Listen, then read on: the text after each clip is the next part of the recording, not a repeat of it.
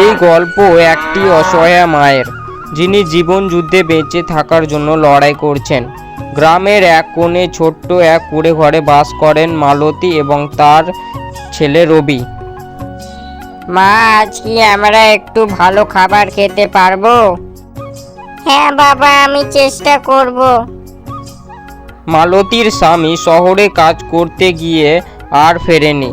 কষ্টের সংসার সামলাতে গিয়ে দিনরাত খেটে চলেন এই মা। দিদি, আজ শাকসবজি পাতা একটু কম দামে দেবেন তো?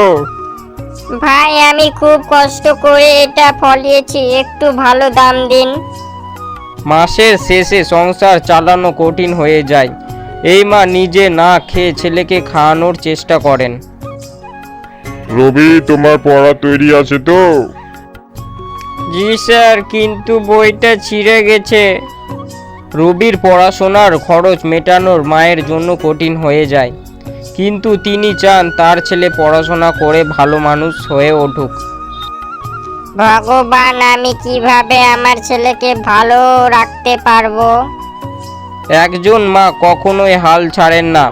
যতই কষ্ট হোক, তিনি সন্তানের মুখের হাসির জন্য সর্বস্ব দিয়ে লড়াই করবেন। দিদি, আপনি চাইলে সেলাই শিখতে পারেন, এতে আপনার উপকার হবে। সত্যি আমি কি পারবো? কখনো কখনো ছোট্ট একটা সুযোগ জীবন বদলে দিতে পারে।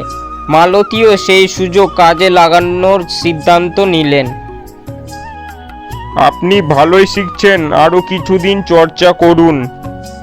আমি আরো ভালো করতে চাই। কঠিন সময় আসবেই, কিন্তু চেষ্টা করলে সব কিছুই সম্ভব।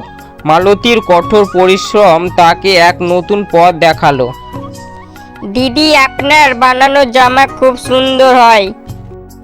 ধন্যবাদ বোন, এখন থেকে আরো ভালো ভালো বানানোর চেষ্টা করব। সংগ্রামের পর আসে সাফল্য। এই মা প্রমাণ করলেন, ইচ্ছা থাকলে অসম্ভব বলে কিছু নেই।